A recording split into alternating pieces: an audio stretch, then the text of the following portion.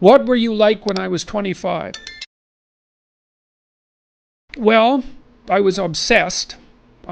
25, so that would have been 87. I'd been in graduate school for 2 years.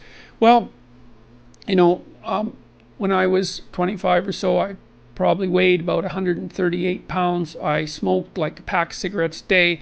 I drank tremendous amount of alcohol. I was from northern Alberta, this rough little town up in northern Alberta called Fairview, and there were long winters there, and my friends were heavy drinkers, and most of them dropped out of school by the time they were 15 or 16, went off to work on the oil rigs, and it was a rough town, and we drank a lot. I started when I was 14, and you know, and so I had a lot of bad habits, let's say, and and I wasn't in great shape physically, and I was also still intellectually obsessed as I am now, and so that would have been in 85. But I decided around then, about 85, 84, something like that, maybe a little earlier, that I was really going to try to get my act together, and so I started doing that.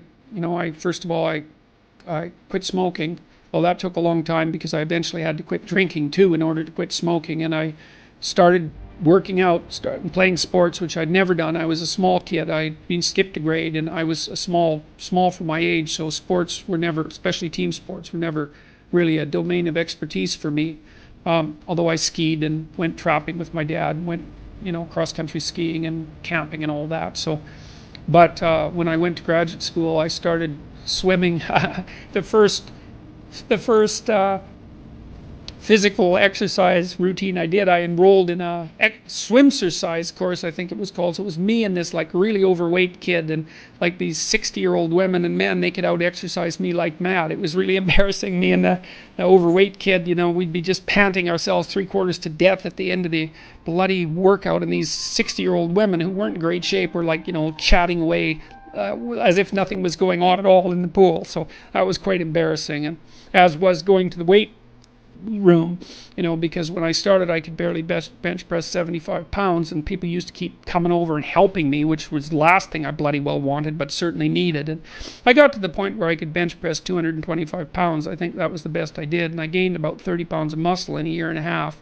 So that was a good thing. So like I was kind of a wild man, and I'm a little bit manic in my temperament, and so I was kind of going every direction at the same time.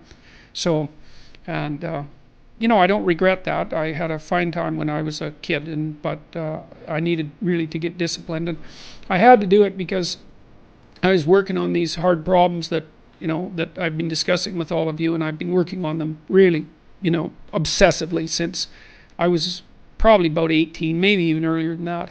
Got to the point around 25 when I was in graduate school trying to get my PhD, doing all my research. Like I published 15 papers by the time I graduated with my PhD, which was I think by a fairly large measure the most papers that any graduate student at that time had ever published at McGill. I think that's right. Might have been twice as many, or maybe twice as many, maybe even 3 times as many. And at the same time I wrote Maps of Meaning, which was a terribly difficult thing to do, because I was writing about 3 hours a day doing that, and I couldn't do all that and continue with my misbehavior, my sort of what would you say, my hedonistic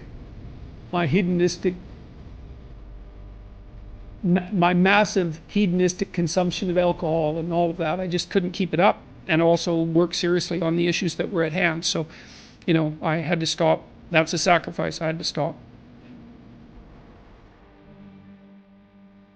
Carl Jung talked about this phenomenon.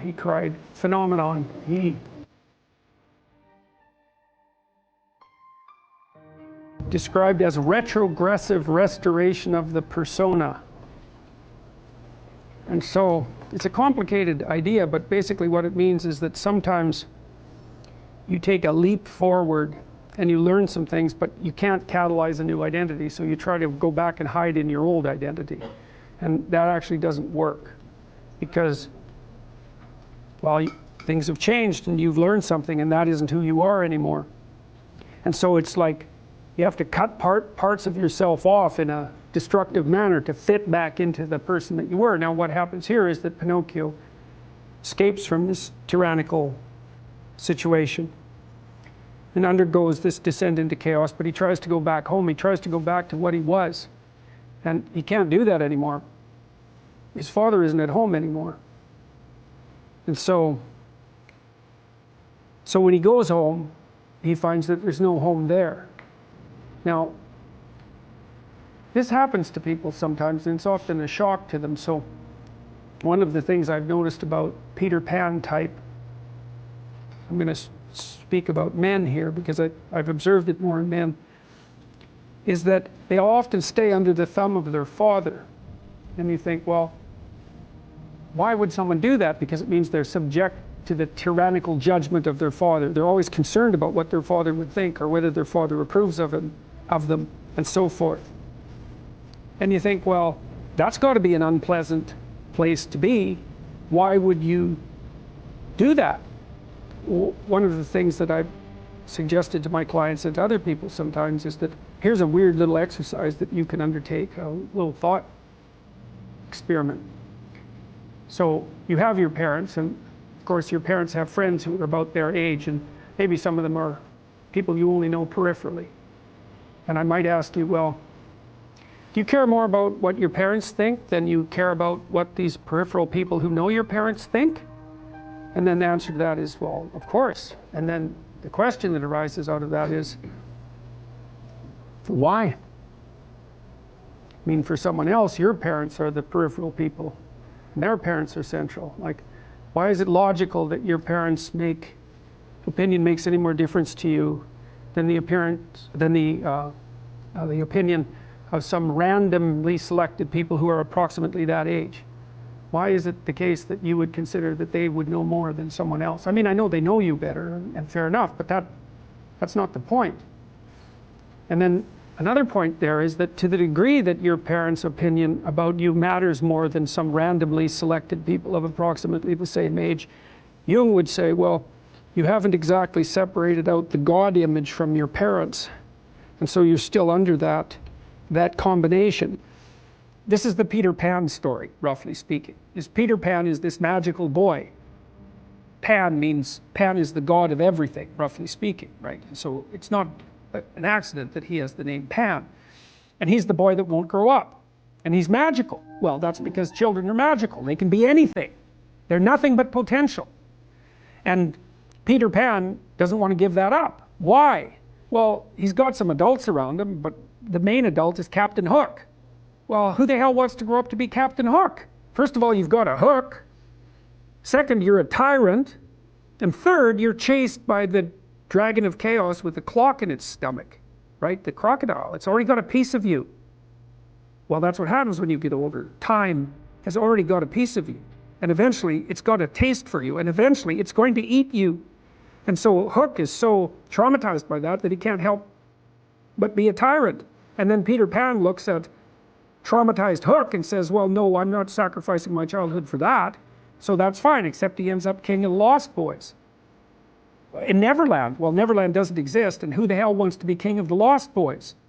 And he also sacrifices the possibility to have a real relationship with a woman, because that's Wendy, right? And she's kind of conservative, middle-class, London-dwelling girl. She wants to grow up and have kids and have a life. She accepts her mortality. She accepts her maturity. Peter Pan has to content himself with Tinkerbell. She doesn't even exist. She's like the fairy of porn. She doesn't exist. She's the substitute for the real thing. And so, but the dichotomy that you're talking about is very tricky because there's a sacrificial element in maturation, right? You have to sacrifice the pluripotentiality of childhood for the actuality of a frame. And the question is, well, why would we do that? Well, one reason is it happens to you whether you do it or not. You can either choose your damn limitation, or you can let it take you unaware when you're 30, or even worse, when you're 40. And then that is not a happy day.